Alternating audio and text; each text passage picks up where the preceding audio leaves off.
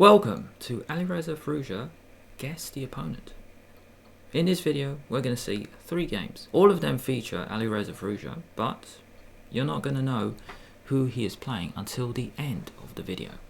Now, throughout, I will be giving clues as to who this player is. So first up, let's check out these 3 games, and I hope you're going to learn a lot as we go through them. First up, let's start with this game. So Firouzja has white against a fellow top player. E4, C5, we have the Sicilian. And now we have the C3 Sicilian with knight F3. Now black might strike with D5, but knight F6 to challenge. And defending, maybe tuck it back, castle, D5, strike in the center. And instead of taking, E5 to get space, and now tuck it back. The dream position, the dream situation, is to get in D4. So knight C6, D4. Already you have this brilliant situation where this bishop is so strong compared to that. That's why, in this position, the guy played D4. Now if take, this is now hanging. So going back a couple moves, now castle, knight here, rook E1, and knight A3 coming in, queen E2 to defend. But not only that, it's not really about defending, it is to swing the queen over to the king side. 1, 2, 3. Attacking. G6 played, and now knight C4 coming in on the dark square. Every time your opponent pushes a G pawn, dark squares are now available. Hit the queen, just hangs out, queen D8. Knight G5, just like that.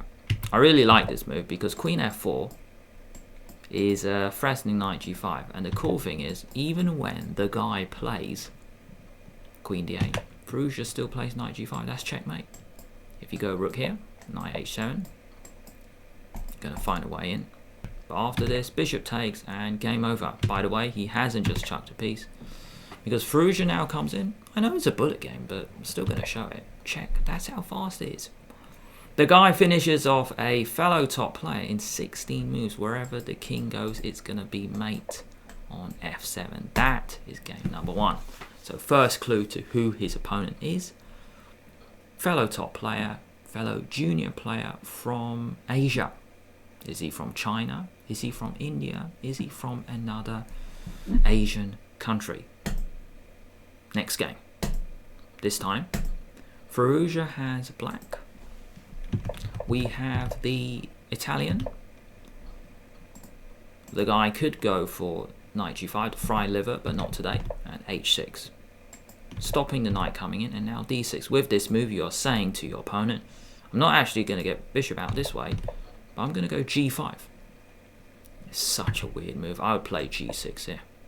Then here. But G5 played. Very aggressive way to play. Knight D2. Bishop G7. By the way, I'm just highlighting, if you can get a knight here, that would be amazing. So many weak light squares around the king. That's why I really want that pawn back 1 square. But notice, it's not this knight that's coming there. It is this knight. Bishop back, knight C4. It looks like it could hop in. Offer a trade later. G4, just like that. It just looks so ugly.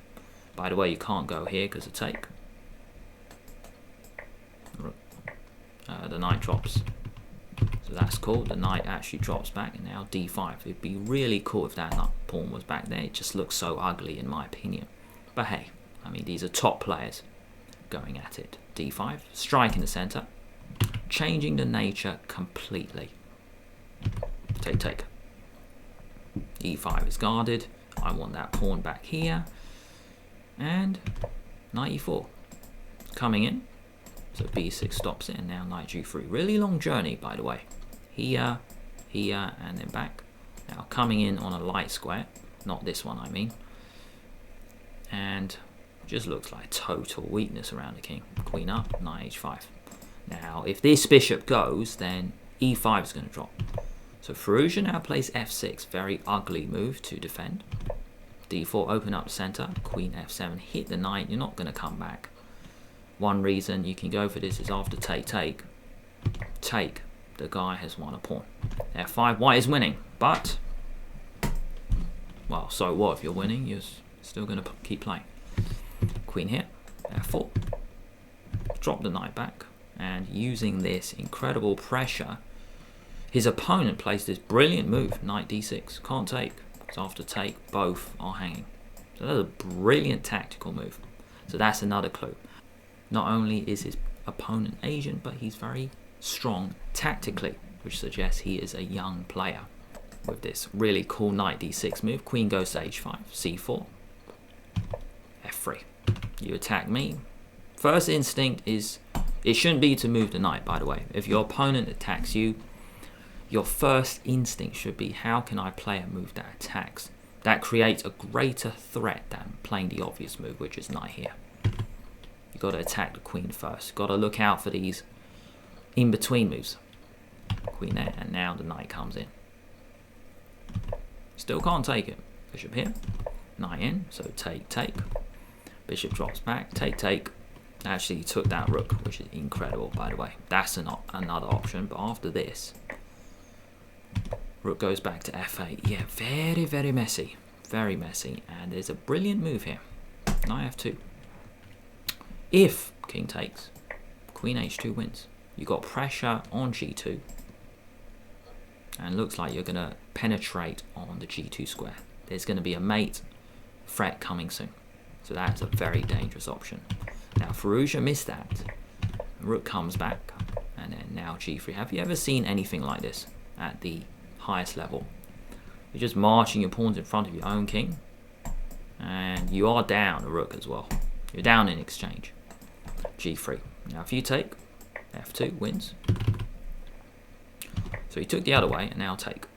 Now if take, rook f2. That's the whole point. That's why Firouzja did all of this. So after this, by the way, this mate is available as well. So it's really looking like a brilliant sacrifice from Firouzja. But his opponent, not only is he sharp tactically, but he finds sharp defensive resources as well. You expect a lot of the top players to find these kind of moves because they are top players. Queen h4 is the only move to stop mate, because you can't take with the king, because rook is going to come in anyway. Queen h4, what a move. By the way, throughout this tactical sequence, that rook has been under attack. If we go back here, take, comes back, but Firouzja went g3, and then we got this ensuing mess. Queen h4 played, take, take, take, take. By the way, this knight has been hanging for the last 5 moves. Throughout this sequence, there's always been pressure on the e-file, so black has never had a chance to take. Now the knight moves away. Now this capture is possible. Knight here attacking c7. Bishop takes, the knight comes back. You can't do this because it looks like it traps it. Except white has a brilliant move, b3. Take, take.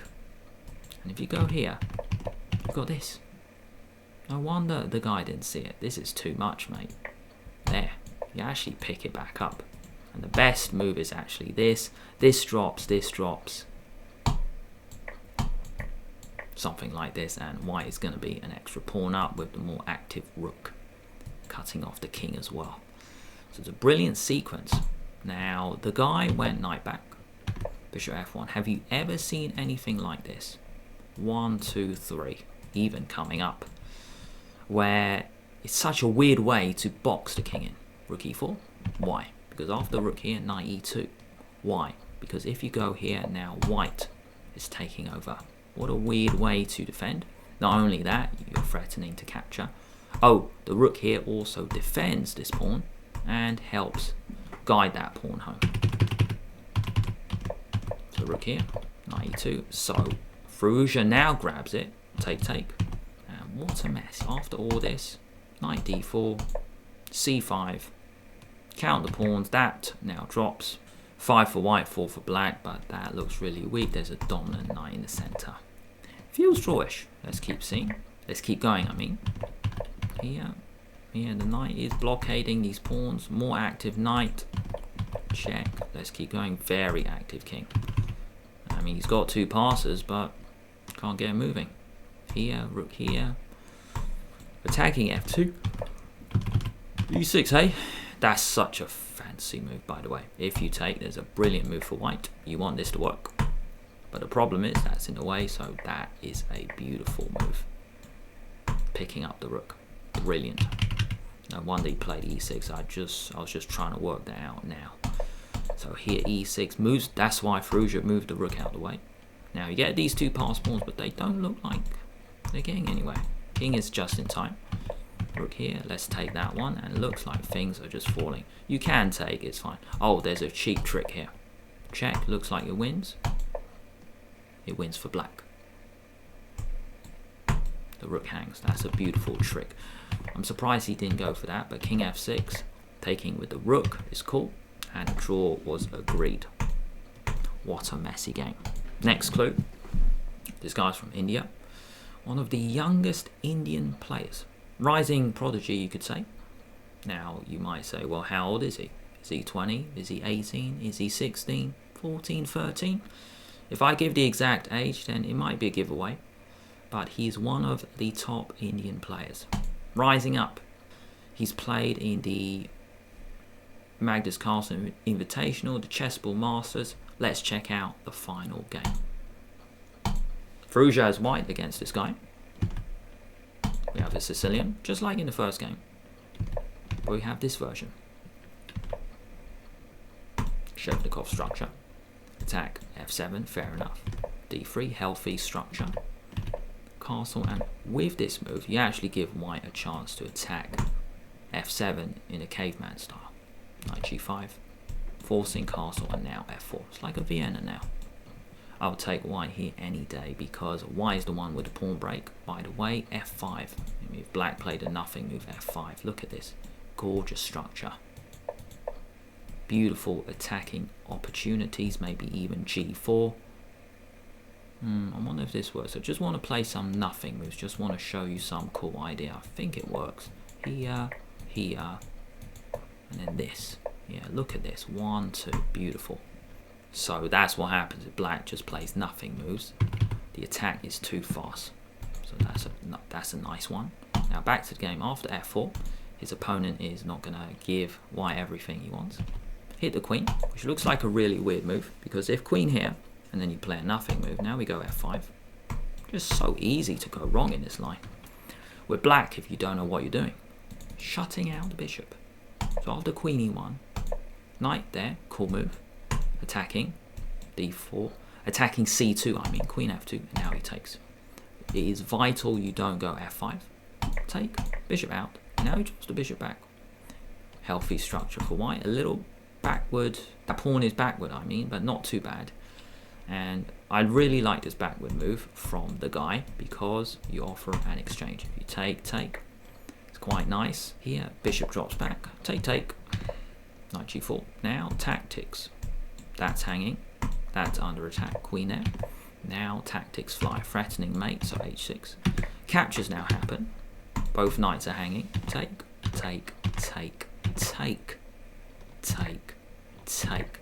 What do we have here? Well, lots of things have come off. Action replay. Let's just have a look at that. So many captures. I mean, all this got hoovered off. Knight, bishop, queen. Now get traded off after h6. Queen takes knight.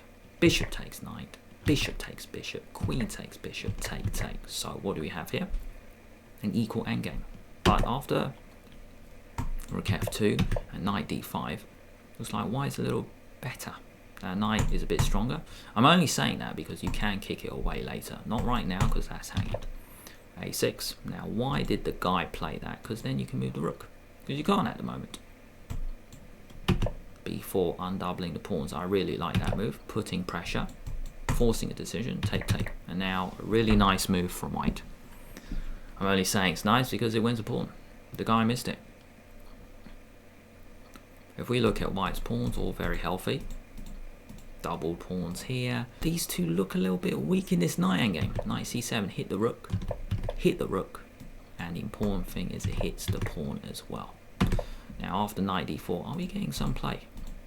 If you play a careless move, then we're coming in. But no, the guy, Firouzja now plays d4. You might be thinking b6, now what? Can you take? No, you can't take because of this. That's dangerous. Losing. So here, knight e6. And it turns out both are hanging. In the meantime, you take on c2.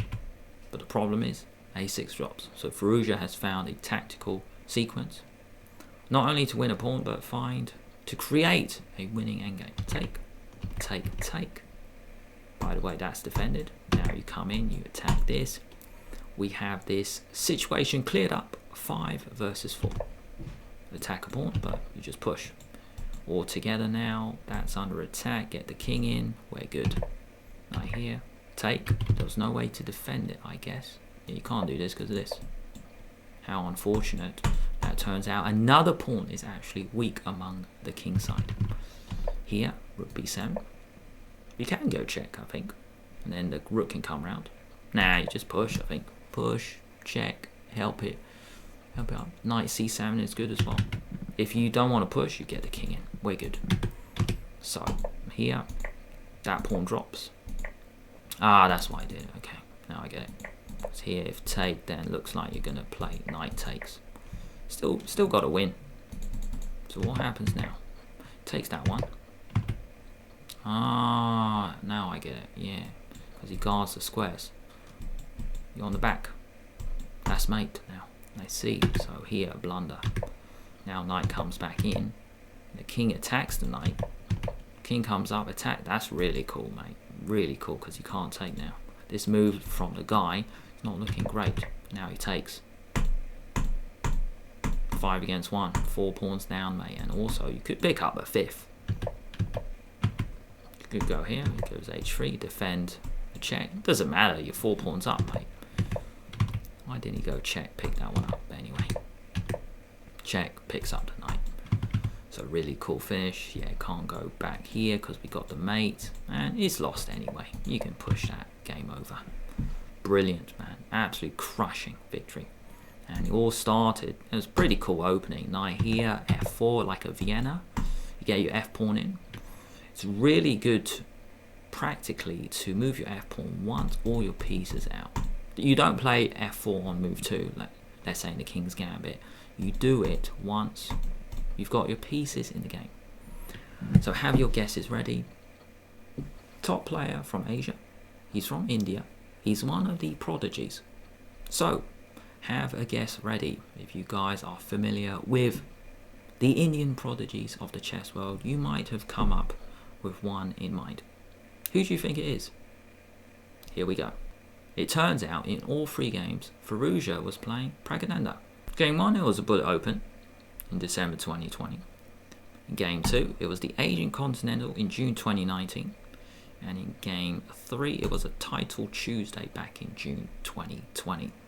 So a bullet, a classical, and a blitz game. 1 draw, 2 wins for Firouzja. I hope you guys enjoyed this type of video. Did you guess the correct Indian prodigy? Let me know in the comments below. Let me know if you want to see another type of video where I pick another opponent. If you guys want to stick around, YouTube's selection is in the top left and my selection bottom right. Thank you so much for watching.